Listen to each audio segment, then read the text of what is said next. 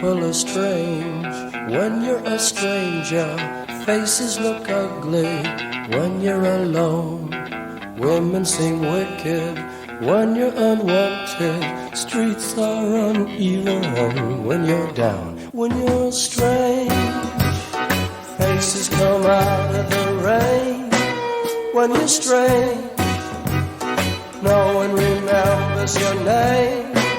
When you're strange, when you're strange, when you're strange. Alright, yeah. I want to introduce the host of Strange Darkness Radio, Bobby Washington and Tony Carr. Yes, we are back for another night of Strange Darkness Radio. What's going on, Tony? Man. Oh man, I'm good. How you doing tonight? How was your Halloween? Oh man, it was good. It was spooky night. A lot of little trick-or-treaters coming through. Man, of course. So yeah, that was good times. Good times. It's always fun. Good. That's my favorite holiday, bro. Is Halloween. Halloween and Christmas is more like my favorite holidays. Oh, okay. So when Halloween that's like comes in, light my whole house is decorated and dark. Yeah, man, the whole house is decorated. I got lights. I got all types of stuff in this house when it comes to Halloween. Oh, okay, cool. That's cool. That's what's up. Okay, well, again, we want to thank you guys for listening to Strange Darkness Radio from all around the world, man. Just looking at the listeners that keep coming. We appreciate it and thank you for listening to the show. It's seeing those numbers and seeing those downloads are amazing. So thanks for that. And in saying all that, we want to say, tell a loved one, tell a friend about the show. We want you guys to, come on and tell your story. You can do that by giving us a call at 916-741-3032. And also you can hit us up on strangedarknessradio@gmail.com. Follow us on Twitter at SD Radio and also Instagram strangedarkness_radio. And also, if you guys aren't comfortable with calling in right now at the moment, you can always hit us up on Instagram or Facebook, message us a story that you guys want us to tell, and that will spook us out our socks. So I heard that. If you want to, that's if you guys want to message us. We go both ways. Yes, exactly. You can go ahead and give us a call or also that. But you can also reach us on our Facebook fan page. And definitely we want you guys to like and subscribe on iTunes, Spotify, or iHeartRadio, or any podcast hosting portals. All right, so tonight for you guys, we're going to get into some paranormal news. We have two very intriguing stories that we're going to go a little in depth on. We have audio from different shows, from show UFO Witness with Ben Hansen. We're talking about Laura Eisenhower and how she was groomed, if not almost abducted, to go to Mars. So we'll get into that. We'll get into also Admiral Byrd about, the Antarctica, about how and why we can't go to Antarctica. No one can. How every country has a treaty about Antarctica that no one can go to. So we'll definitely get into all those. But also, we have a very intriguing story from a guest that came on. And unfortunately, Tony wasn't available for this interview that I did with him. This is a guy, his name is Michael Potts. He passed away 3 times. And in one of those events, he actually went to hell, and he tells his story. So we'll get into that and all the strangeness that happens right after these messages.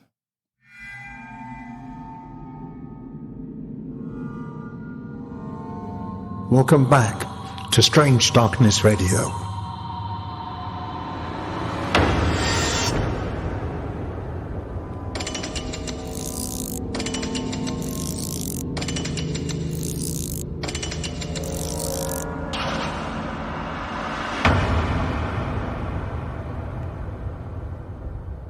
All right, let's get into it.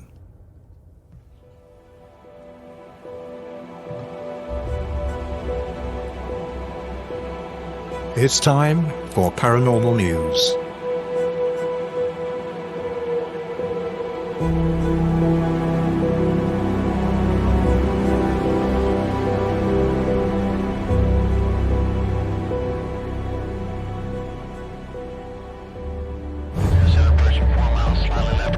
There's a widespread rumor in ufology circles that I've always been curious about. It's believed that President Dwight D. Eisenhower signed a peace treaty with an alien race in 1954 that might have allowed for human abductions. I mean, if this is true, it would be an explosive revelation. So I'm going to continue my investigation by speaking with Laura Eisenhower, President Eisenhower's great-granddaughter. Hi there. Hey Laura, how's it going? Pretty good, how are you? Good, good. Hey, thank you for meeting with me. I've heard a lot about some rumors that I'm hoping you can either confirm or deny for me. I'm just going to come right out and ask you, do you believe that your great-grandfather, Dwight D. Eisenhower, signed a treaty with extraterrestrials? It's a true story. What I've learned about Eisenhower's relationship to extraterrestrial beings and ET government treaties is that supposedly in 1954 there was a meeting at Edwards Air Force Base. Right. They seemed to have diplomatic intention. The treaties had to do with bartering exchanges of planetary goods, natural resources, elements, and compounds. And it was in exchange for things like abduction. Why would they want to abduct humans? What are they doing with that? But they need our DNA. We have a treasure of DNA that is basically a living library. Laura Eisenhower explains that aliens wish to analyze our DNA in their quest to unlock the secrets of the universe, which they believe is hidden in the DNA of all living creatures. It's interesting you say that because the abductees that I've talked to, that seems to be a very common theme. If you were in your grandfather's place, I mean, do you have a better understanding? Do you blame him for what he did? I am not here to protect anybody. I know that he just had no idea what he was dealing with at the time. Right. How could anybody truly process the larger picture of all this? What do you think the government loses by telling the American public and giving full disclosure about these treaties and the abductions? Why are they trying to sweep it under the rug and hide it? You're going to have your well-intentioned people that are trying to do their best for humanity, that are aware of what's going on to a certain degree, and they are being heavily stopped from being able to put out disclosure. Plus, what they have to lose is their life. Thank you so much. Thank you. Laura just gave me so much information. A lot of this is difficult to swallow, but if this information is true, the aliens have made treaties with the U.S. government, it's no doubt that the government does not want the people to know about it. You are listening to Strange Darkness Radio with Bobby and Tony from the Podbeam Network. All right. Let me give you guys a little bit of background on the scenario that occurred with Laura Eisenhower. Again, she's the great-granddaughter of the 34th President, Dwight Ike Eisenhower. She became well-recognized in UFO community when she came forward claiming that she had been recruited to travel to Mars in 2006 with a man named Agent X. She became involved in a relationship with Agent X, who she later learned was on a mission to enlist her to go to Mars. She says the U.S. government established a colony on Mars through black budget programs as a survival mechanism in case of a catastrophic event that occurred on Earth, meaning a nuclear war or a meteor slamming into the planet. And so we're going to go ahead and hear an interview that Laura did. My name is Laura Magdalene Eisenhower, and I'm the great-granddaughter of Dwight David Eisenhower. In 2006, something very interesting happened to my path. I ended up meeting somebody at a gathering that offered me an opportunity to go off-planet. And at first, when I heard the term going to Mars or a Mars colony, I thought it was something way in the future, some great idea that was going to become more public. And I didn't really understand the roots of it. or why I was even involved or even asked. So I thought it was something I could easily say no to and go on with my merry life. And it wasn't quite that easy. I ended up moving to North Carolina and becoming a partner with this person, moving my kids. And as I got more integrated into this lifestyle with this person, this Mars recruitment kept coming up, and it kept getting even more urgent and more extreme as far as how important this was that we would go. I got emails talking about the target date 2012, emails that were mentioning technologies like looking glass technologies, things called Orion's Cube, things that were just sort of blowing my mind, like this is out of a movie or something. But as the target date was 2012, I recognized that this was something pretty well set up, and for me to walk away from this wasn't going to be easy as I thought. I found out 6 months into the relationship that he was sent specifically to draw me into this recruitment, while this whole time I just thought that I had run into a person that was involved in going to Mars and I had the option to go or not go. And when I found out that I was specifically targeted to go, and that if I were to leave that I might be kidnapped or taken anyway, I knew that I was dealing with something very heavy, and it wasn't feeling positive. Whether or not I was going to go, it didn't feel positive. Because initially I thought, well, this doesn't sound like a terrible thing to protect the human genome. I just know I have a mission on Earth. But finding out that this was a manipulation and it was set up to program the people involved, to have them believe that they're helping humanity, was where a lot of very well-intentioned people I was seeing getting caught up in an agenda that is not serving us as a humanity.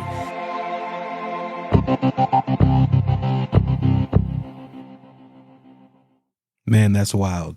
So, you know, the strange thing about this whole situation is this.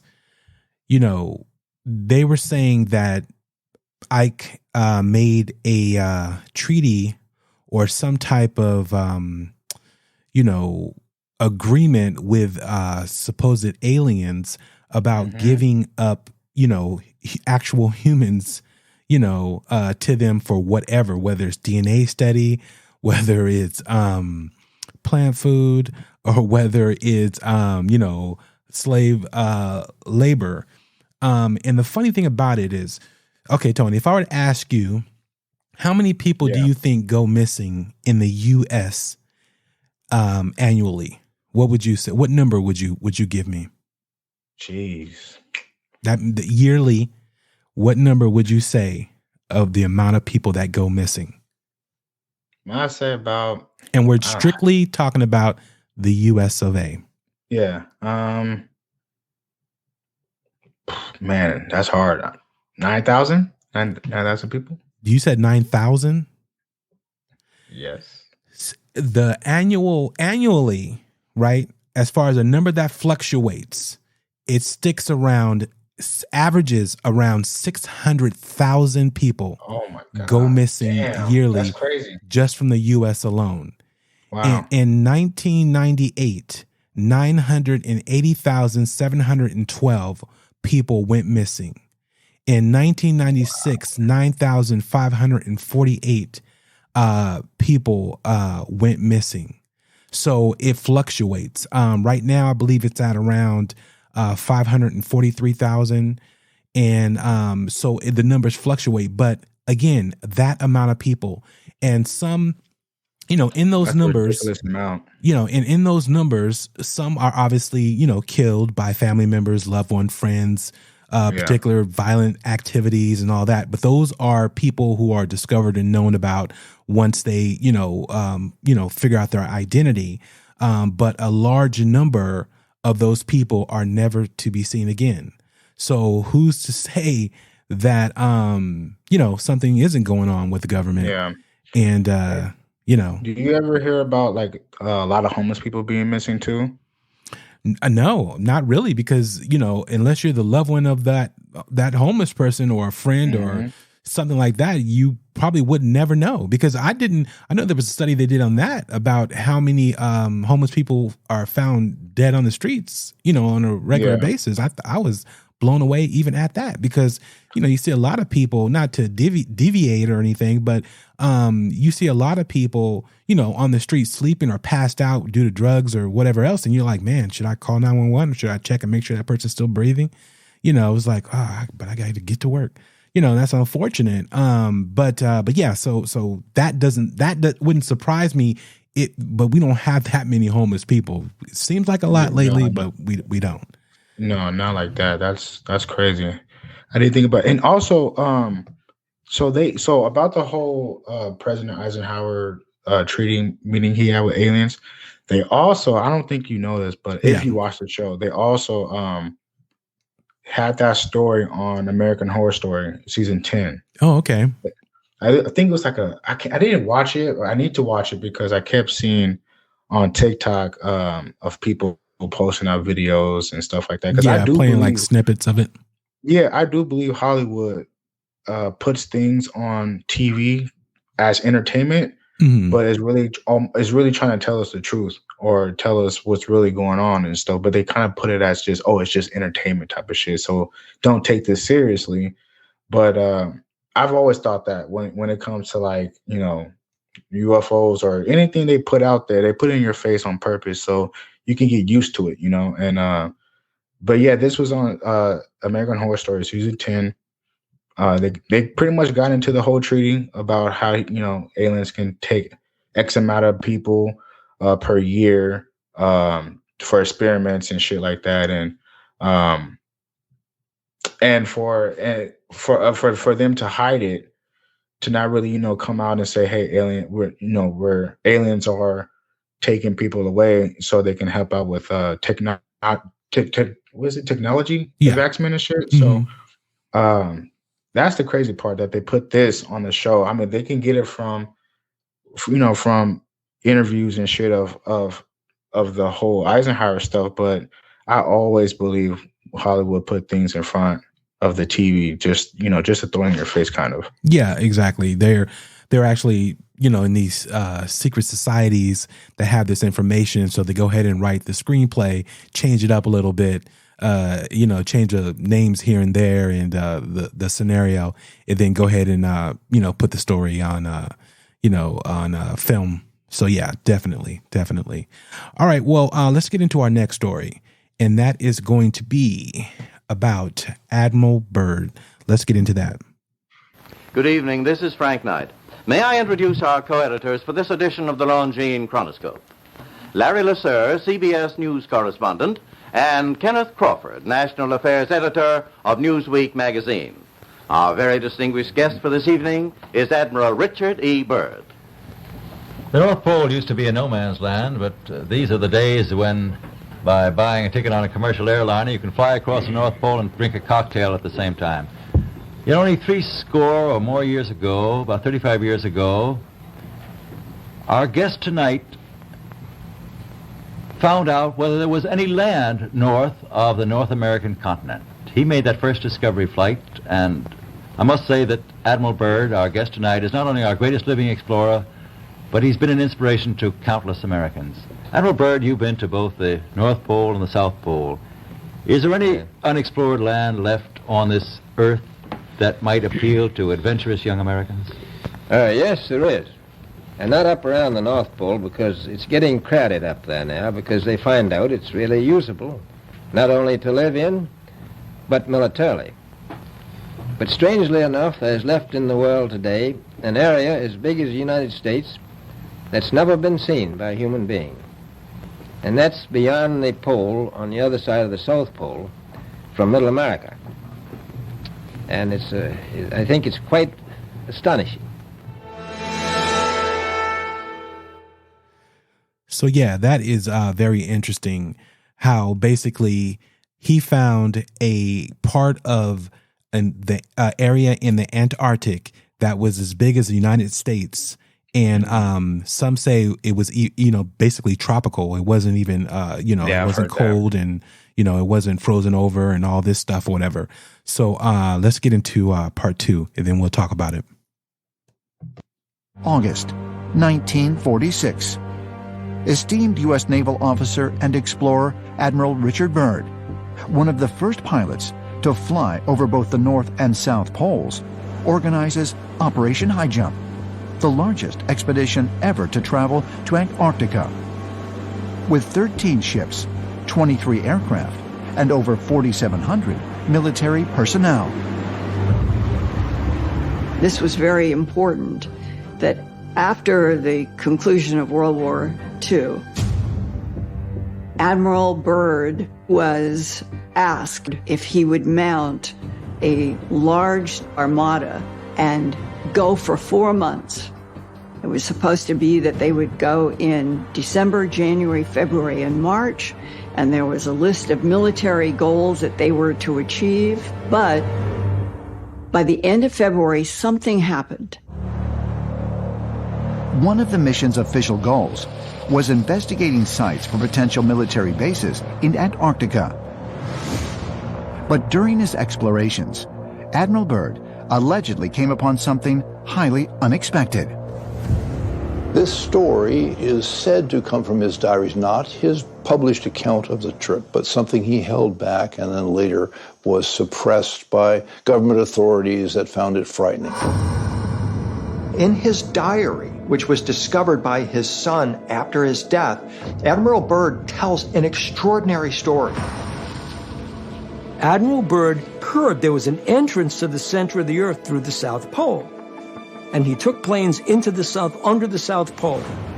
And when he did that, he discovered that as he flew over the pole, suddenly he's looking at things that shouldn't be there. I mean, it was temperate. His squadron flew under the Earth, into the Earth. It turns into this lush and green area, and he can't even believe his eyes. But that's just the beginning of his extraordinary story. He tells how all of a sudden he starts to see a shimmering rainbow city that's made of crystal. His airplane is taken control of when he suddenly sees these flying disc-shaped objects around him that lead him to the ground. Whereupon he's escorted into a cavernous type of an area where he meets a being he refers to as the Master in his diary. The Master tells him that they're highly disappointed in what humans are doing with nuclear weapons and how they've recently destroyed Hiroshima and Nagasaki, and they really are concerned about what is going on the surface of the planet. They tell Admiral Byrd that they hope that humanity will ultimately stop this. For UFO researchers, this account from Admiral Byrd's diary is particularly significant due to the fact that the modern UFO era began right after World War II and the detonation of the first atomic bombs. It has also been noted that a high number of UFO sightings have been reported in the vicinity of nuclear missile silos. Admiral Byrd's story is congruent with the stories that we hear from numerous accounts of angelic or extraterrestrial type beings that are very concerned about what humanity is doing with nuclear weapons. Just ask the Air Force officers at the U.S. missile silos, the nuclear missile silos, that have seen their silos and their nuclear arms disarmed by what are perceived to be extraterrestrial beings. They're very concerned that we are ultimately not just going to destroy ourselves, but could harm our planet, which is their world as well. If Admiral Byrd's secret diary is authentic, does it reveal not only that there are highly advanced beings living inside the Earth, but also that they are monitoring what happens on the surface? According to the diary, after this incredible encounter, Admiral Byrd was eager to share his story, but was ordered to remain silent. Byrd comes back after this experience. He is taken to a government compound where he is told that he is never to speak of this publicly and that everything he says is classified. Could Admiral Byrd's story point to a profound connection between the ancient traditions of strange beings living inside the Earth and the modern-day UFO phenomenon? Ancient astronaut theorists say yes, and believe we may be fast approaching the time when we will find ourselves face-to-face with the beings of Inner Earth. You're listening to Strange Darkness Radio, coming to you worldwide, broadcasting to all corners of the planet. Man, that's a wild story. And I want to thank Ancient Aliens for putting that all together. And again, I play audio clips like that for one, to give you guys the actual information, hopefully from the actual person's, mouth, as far as like, who's telling whatever particular story, but also just from all the experts that different shows put on. And then we can talk about it and discuss it. But yeah, that is some wild information. But hopefully, and again, go listen to Ancient Aliens, because, there's a lot of people out there who don't watch the show. And, you guys definitely need to check it out. It's on the History Channel. It's very informative. A cool show. Yeah, whether or not you believe it, that's the thing or whatever. But, it's up to you. But as far as Admiral Byrd, you want to get into that, Tony? Admiral Byrd. He's one of the most decorated naval officers, still to this day. He has the Medal of Honor, which is one of the highest, medals you can get. He has a Navy Cross, Distinguished Service Navy Ribbon Medal, the Flying Cross. He is a highly decorated officer, and he was basically an explorer for the Navy. That's what he did. Mm-hmm. The whole thing about it is, with Project, I believe it was Project HIGHJUMP, he was going with an armada, armada of ships and crews to basically, some say that it was to go after, to see if any Nazi bases were in Antarctica, because supposedly there was, some that were, supposedly there, and they didn't think the U.S. government would try to go that far and, after them. So, some say that's the reason for everything. But here's the thing. So he goes there, he finds, supposedly this place that's the size of California, that's vast open area, some say an opening to a crystal city. I'm not sure if I believe the whole thing about his journal. But here's the intriguing thing. Why is it that to this day, no one can go to Antarctica based upon the treaty that was put into place by 12 countries in 1959? So we can't get the world to agree on which fossil fuels to use or not to use, go electric, not go electric, go wind, turbine, all these different things we can't get them to agree on.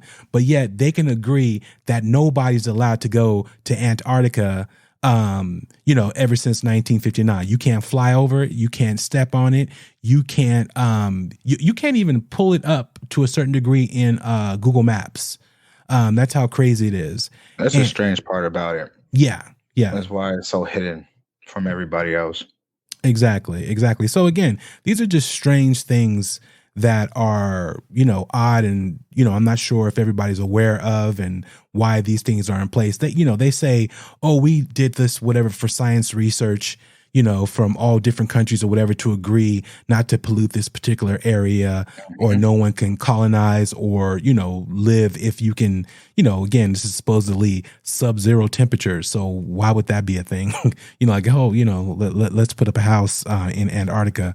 I don't think that's happening anytime soon. You know what it reminds me of? The whole, pretty much, so the whole Antarctica, the outside of Antarctica, for somebody looking in, is ice, right? Yes. And then they say when you get past the ice wall, it's more tropical and shit like that. You know what that shit reminds me of? It reminds me of Wakanda. Because, in the movie, it's just Africa, just, nothing, pretty much, just mountains. But then when you go past the mountains, it's more of a, upper environment. It's, everything is more technically advanced and shit like that. So that's what it reminds me. Yeah, that's interesting. Of Antarctica. Because I was watching Black Panther yesterday. And when they went through the mountains to go to Wakanda, I was like, damn, that kind of reminds me of how people are saying Antarctica is actually tropical. It's really, it's pretty much not ice, or it's not frozen. That's what they're saying now. Mm-hmm. Also,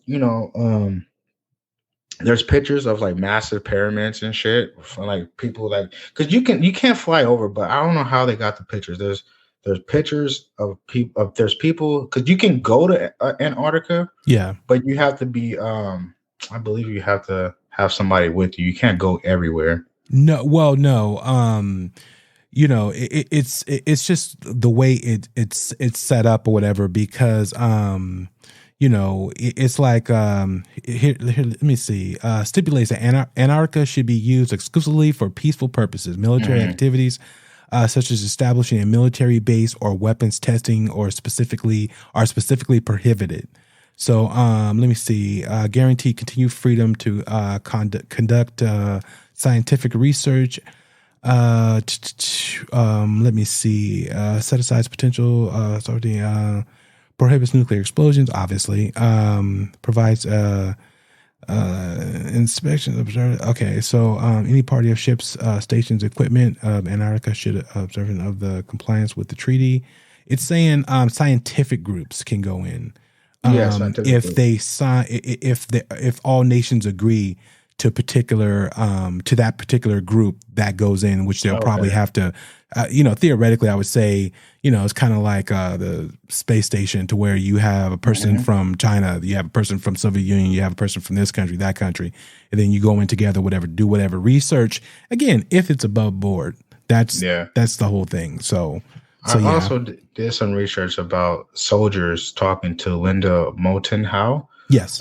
She was an American investigator, journalist. And, you know, they went up to her and also told her from being over there that, you know, that the pyramids is pretty much still giving out exotic energy.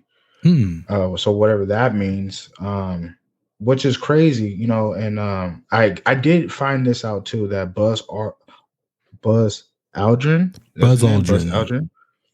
one of the first guys that went onto the moon or something. Yeah, he's in our outro. That's Buzz. So he went somewhere around Antarctica. I'm not sure the location. And I guess what he saw or what he discovered was so haunting to him that he actually went on Twitter and tweeted that we are all in danger. It is evil itself. So whatever the hell that means.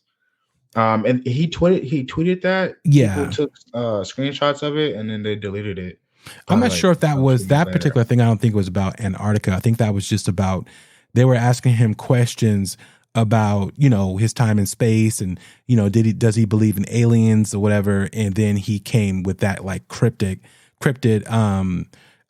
answer. And then his handlers were saying it was due to his age and he wasn't feeling well. And that's why he made, you know, that statement, you know, so he misspoke, is the reason, you know, they gave for that particular scenario. Yeah, I'm just glad you didn't say Buzz Lightyear, because I was like, okay, Tony's no longer on the show. And also one more thing too, I did come across a theory that's going around suggesting that instead of Antarctica being a giant ice continent, at the bottom of the earth, it's really an ice wall that circles all the continents. So like back in 1892, it was a new map, like a new standard map that came out called the Gleason map. And it depicts our Antarctica going around the continents, you know, like how the theory is going around saying. And also the United Nation logo is very similar to the Gleason map as well. Yeah, so that's another interesting thing. Yeah, that is a part of the flat earthers, actually, about their beliefs when it comes to the ferment and all that, and how, you know, that's a whole nother thing, which I definitely want to get into that. I don't know if there's any more besides Kyrie. I don't know if there's any more flat earthers. I think they've all been debunked as, you know, much, you know, we've been going into space lately. So, you know, especially Elon, he's, you know, so yeah. So I think they kind of, you know, I've come over to the other side. I think Elon doing his own little space station thing, or having people you can buy tickets to go to space in one of his space stations, space ships or some shit. Oh yeah, or you can just his spaceship is going to be Twitter, because right now, like if you have the check mark, you have to pay for it. So I heard about that. Yeah. We'll see how many people jump ship with that, But let's Tony, let's get into your story. You want to tell a little bit about it, or you want to let it explain itself, which I believe it does. Are you there? So what happened? Can you hear me? My mic is on. Yeah, okay. No, I didn't hear you the first part. Go ahead. Okay. Well, it's a chopped up story. My mom told me a couple of times. I was talking to her the other day. She told me the story, but she does want to come on the show.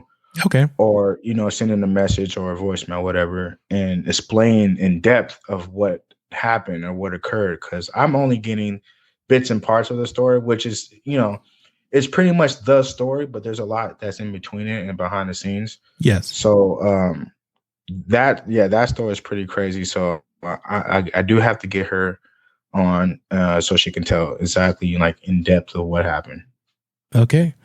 We're going to roll with one of Tony's stories. Here we go. So back in Ventura County, my mom and my dad was living in this apartment, and supposedly it was really haunted. And I was a baby at the time, maybe like a couple more months older than what my son is now. My mom used to say that they used to hear pig noises, and things used to move around. So one day when we was in the shower, or she was bathing me actually, my dad had went somewhere. I think he went to his brother's house or something. But it was just me and my mom, and she was bathing me. And so she ends up hearing the door open and like footsteps. And so she was calling out my dad's name, Pete, are you home? Pete. And there was no response. And so she, went back to bathing me, and then she started hearing more things, so she kept calling his name out. No response again. And then she went back to bathing me, and the third time she was back to resuming bathing me, she heard pig noises. And from that point on, she grabbed me out of the bath and dried me up real quick, and then we went to, I think, my grandma's house, my dad's mom's house. And I don't know how shortly after or when after, but they ended up moving. Also, it was another story is that my grandma went to come watch me babysit while my parents went somewhere, and she was also hearing pig noises and also noises in the house, like footsteps and stuff. That house was pretty haunted.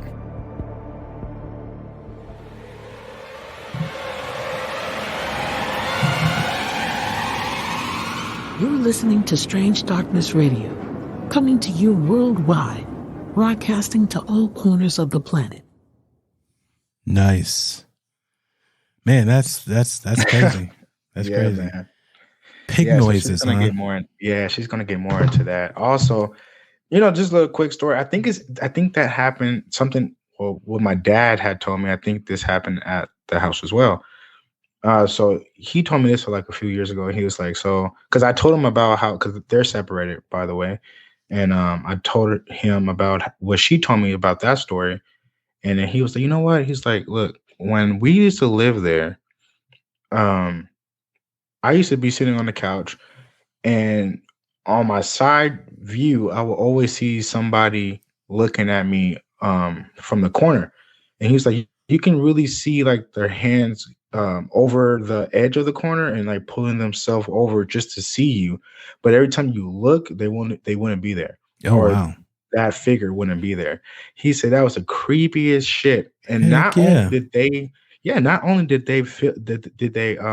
see that, people who also came over to visit was seeing the same shit.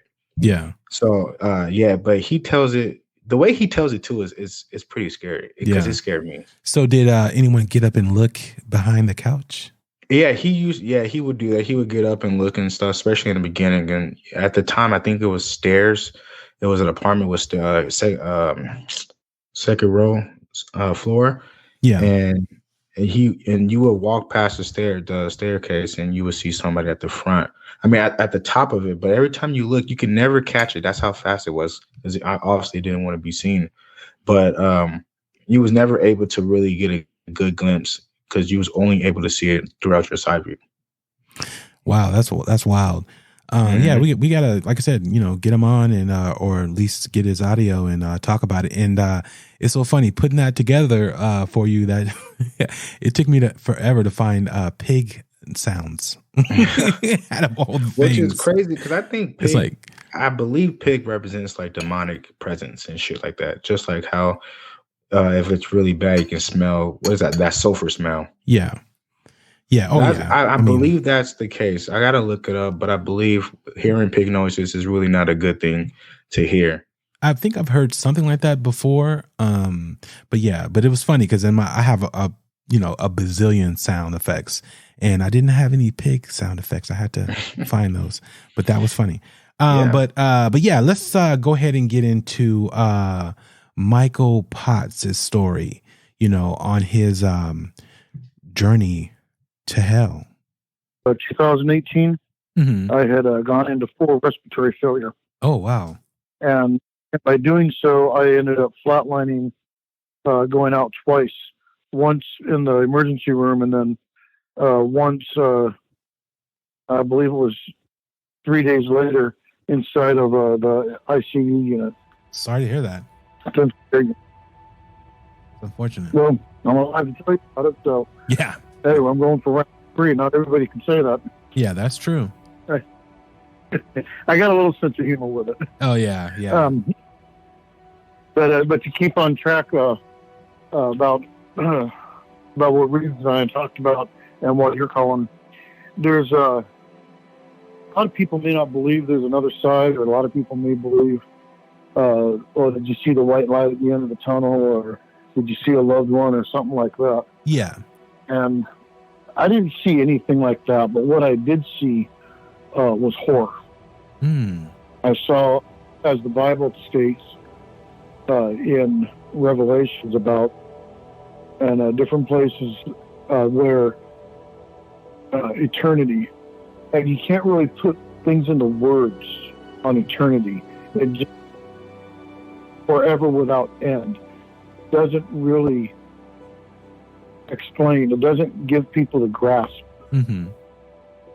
of what permanent is. Yeah. And there was when I went out, when I had went into when I basically flatlined, they had an unofficial time for me, but they kept fighting to medically to bring me back and everything else. There was a time when I kept going around in this vicious circle, and I'd seen people from teenage years all the way up through elderly, every walk of life you could imagine, fat, skinny, ugly, pretty, handsome, professional, short hair, long hair, dirty, suit and tie, every walk of life you could imagine. And these were just random people, correct? Right, just random people, basically the dead, you might say. Okay. And you could see the horror, you could see the fear, you could see the never ending. And knowing that I was walking, I was looking at the face of hell, looking at the horror of destruction, and looking at the horror of death, and the horror of things. There was something I saw that I took as a message, which was a large pile of dead babies. And it was inside of a building that was completely, you might describe it as bombed out, like a World War II building that was bombed out. Yeah. And the message I got from that is the innocents will be slaughtered. Wow. And what do we live in today? What happened after COVID? It's like society took a turn. Yeah. It's like they no longer, they think less for themselves. And just the horror. I was at one point I was in like a van, but it wasn't a van. It was like a station wagon, but a cross between a station wagon and a van. Mm-hmm. And I could see out the window, and I could see the back of a brick building, and I knew if I went in that building, it was all over, but I couldn't move. It's like everything was within your mind. And it's like you see one aspect and then it's gone. It's like every little thing was like a message within itself that you don't fully get. It's like you learn little by little. It's like you start to understand it. Wow. And there was one point where absence of the scripture talks about the absence of light. Well, if you have the absence of light, it's dark. But can you imagine even having the absence of darkness? It's the absence of everything. But your mind, but you're still fully alert. And it's like I was in this cube and I couldn't get out of it. And I knew I was going straight to hell after experiencing a lot of things. And I don't know. I just started begging. I was begging, please God, don't let me be the one to knock on your door and you don't know me. Yeah. And the second time I started to beg that, I woke up. I couldn't move, but my eyes opened up in the room, in the hospital room. And I have no doubt in my mind that I was shown the other side. I was shown the horror of what can be. Wow, that sounds incredible. So let me ask you, before this incident occurred, what was your faith? I wouldn't say I was strong in anything. Knowledgeable, okay, but actually strong in the faith. I was raised Lutheran. Due to a failed marriage, I started looking for answers. I ended up talking to a Catholic priest who actually brought me back into the church. But I wouldn't say I was strong. Yeah. But I was attending. Mm-hmm. I was attending. It's like it's like something was holding you back, or you weren't fully there. Yeah. You were physically there, but you weren't at heart, you might say. Yeah. That is so interesting. I mean, did you change things, being that, this occurred and you were shown this?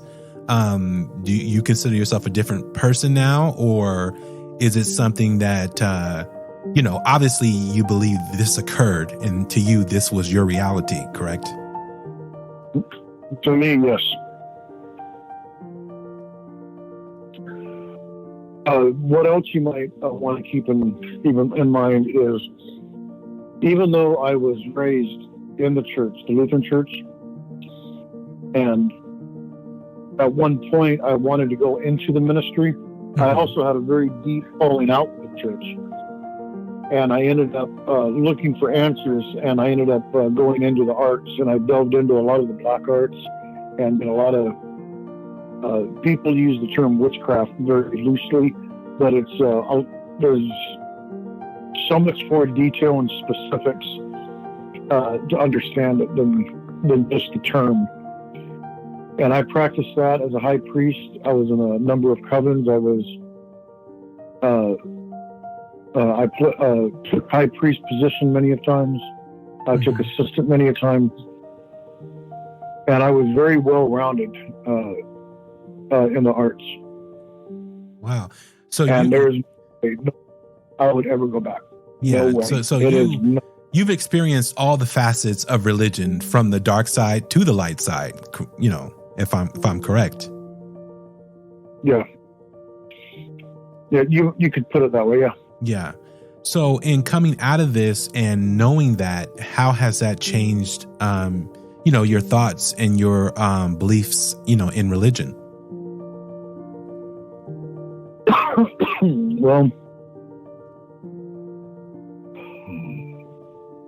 it makes me look at religion in general as a not, because religion is only going to be a basic rundown of what one's beliefs might be, or it's a structure. No matter how structured you want to make it, ultimately, it's going to be, at the end of the day, it's ultimately going to be, do you have your faith? Do you believe that Christ was your Savior or not? And that is what it's ultimately going to come down to. And it doesn't matter if you're Catholic, if you do good works, if you're Baptist or Presbyterian. When you're standing in judgment, the Lord's not going to ask you, were you a Presbyterian? Good boy. Or were you donated $100,000 to the church for the children's fund? That was there's your credit to heaven. It don't work that way. Yeah. You can have the darkest people donate for tax purposes to keep them out of a higher tax bracket and to write it off. Yeah, exactly. That's very true. So it's not about what you give or do. Your actions of doing and your actions of giving is due to faith. It's not acts, good works towards salvation. It's your faith that brings you to that, and your works is because of your faith. Yeah, that's incredible. So, to understand, you've seen the other side or hell itself. How long were you out for? Were you declared dead? Time wise, did it?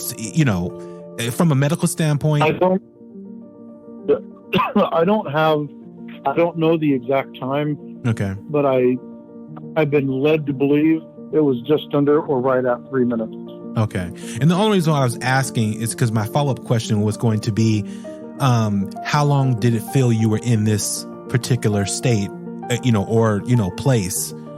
Did it feel like eternity? Did it feel like, something, could you put a time to it? I couldn't even put a time. It was just there. It just was. Wow. I couldn't tell you it was a day. I couldn't tell you it was an evening. I couldn't break time out. I couldn't tell you it was 1 minute or a whole lifetime. Yeah, because it just was. Yeah, time probably didn't exist. I have no idea whether that happened when the first time I went out and they medically was able to, keep me going. Mm-hmm. And then I just out the second time and I was like that the whole time, or if I was only like that the second time when I went out. Yeah. And it was only a matter of, say, those minutes. Yeah. I don't know. I can't. Or until I woke up that early morning, I don't know. I have no way of being able to put that, because time, there was no essence of time. Yeah. It just was. Just was. Man, that's an incredible story. And,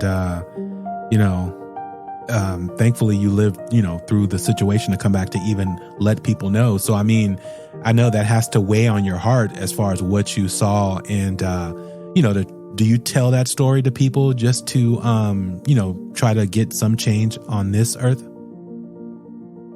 I try. Yeah. Not everybody wants to hear it. And I get that. Not everybody is going to want to hear it. Yeah. Because they say, that's your beliefs. We all, my mother uses the term, we all worship the same God. Well, if that's the case, then I pray for your soul, because not everybody is going to be led to everlasting peace. Yeah, because you do hear the stories of, I saw an angel, I saw my family, it was a warm place. So, with, near-death experiences. So you have that dichotomy of the two. Now, going back, because I got to go into this, because people will definitely, it's like, you didn't go into, we heard witchcraft. So was that the Aleister Crowley type, thing that you were, getting into at the time, looking for that power? Or was it, what was your what led you down that road? I originally went down the road looking for answers. I wanted to know why. And why and reasoning was a lot of what I wanted. I wanted answers. Mm-hmm. And without answers, the church and the people in the church wouldn't answer them for me. They just said, well, stay away from it. Well, why? Well, it's evil. Why? Well, it just is. Okay, why? You're not giving me, you're not answering me. Your answers are evasive. They don't want to spend 5 minutes or 15 minutes with me when I was younger. Yeah. So I started looking for my own answers. There's always a little bit of a power that you want to gain, but ultimately the power that you think you have, you truly don't have. It's only something that's been granted to you for your mind. So you think you have control. You think you got something. You know, you do little spells and people say, oh, it's fake, it's fictitious, it's child's play, until things start to work, until things start to come together in your life. Yeah. But that doesn't mean that you're going to be a millionaire. That doesn't mean you're going to get the best paying job out there. That doesn't mean, you know, you're going to get the biggest home, the most expensive home out there. Everything is it's like everything is right there, but you can't have it. Yeah. Yeah, some say that's deliberate. It's to chase. Yeah, you need like $1,000 and say $50 for a set of tires, but you can get $1,000. You're like right on the edge. You're right there. You just can't get it. You just can't touch it. Yeah, that's part of the mystery of it. Mm-hmm. Wanting to know, taboo of it. You're not supposed to be in it. You're not supposed to do it. I guess it was a mixture or a combination of everything. Yeah. Not one thing particular that would draw. Some people are afraid of it. Some people are scared to even go around it, and that's a good thing. Because if you knew some of the things, understood some of the things that's in it, and what you're asking for and what you're asking from, you don't want to get involved in it. It's dark. Yeah. You don't want to play with something you really have no control over. Yeah. And the people I know who delve into it came at a high cost for some. So definitely. So I'll leave this one with you, honest. Okay. When you do the works of witchcraft or the works of the arts, it is not a question as to whether or not there is a price to be paid. The question is, are you willing to pay the price?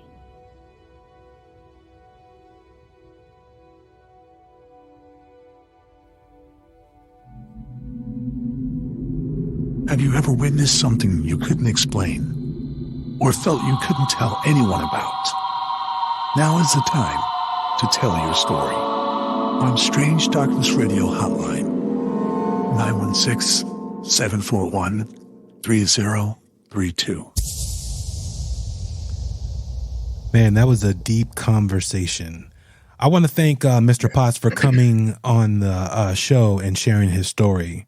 And thanks for being so open and honest with what occurred and what happened, to himself. And, you will hear more from Mr. Potts because, like I said earlier, Tony wasn't available for when I did that interview. But as you can hear from that man, he has a lot to say. And he goes deep, man. The actual conversation that we had was probably over an hour. And I just wanted you involved in the conversation just to, go over everything and questions that you may have for him because he's seen and done a lot. Yeah, I do have some questions, man, because that's an interesting story.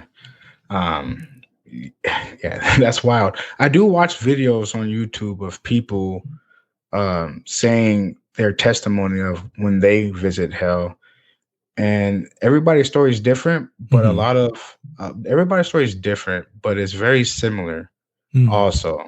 So, it kind of makes me think like, is it really real?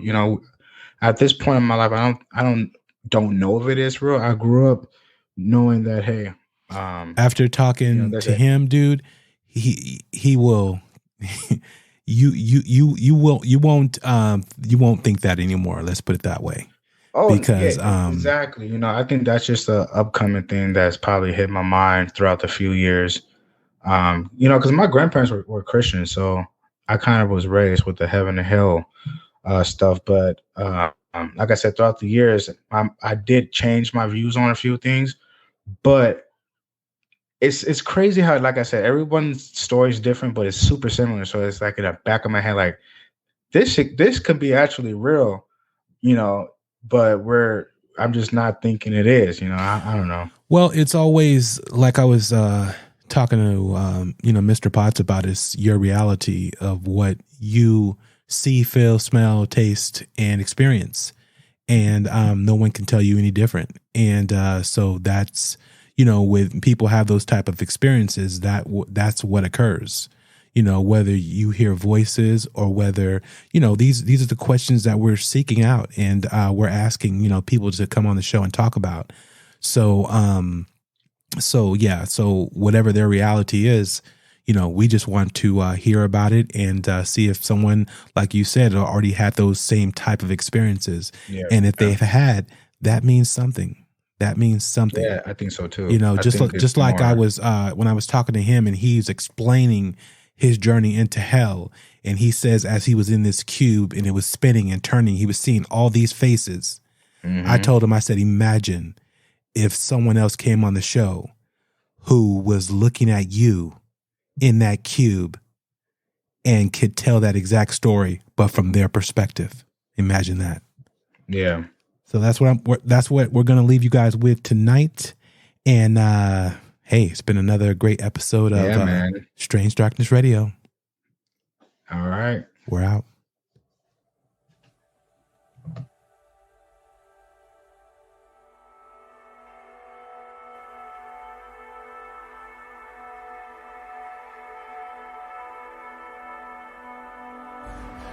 I am Buzz Aldrin, and I was the lunar module pilot on Apollo 11.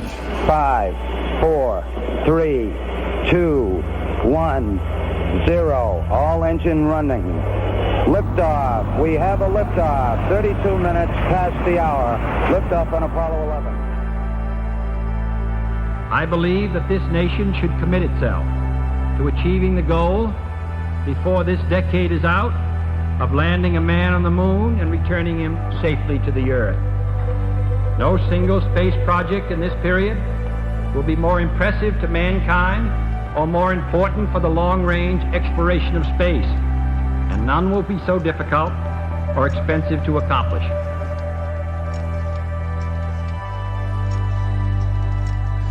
I occasionally think how quickly our differences worldwide would vanish if we were facing an alien threat from outside this world.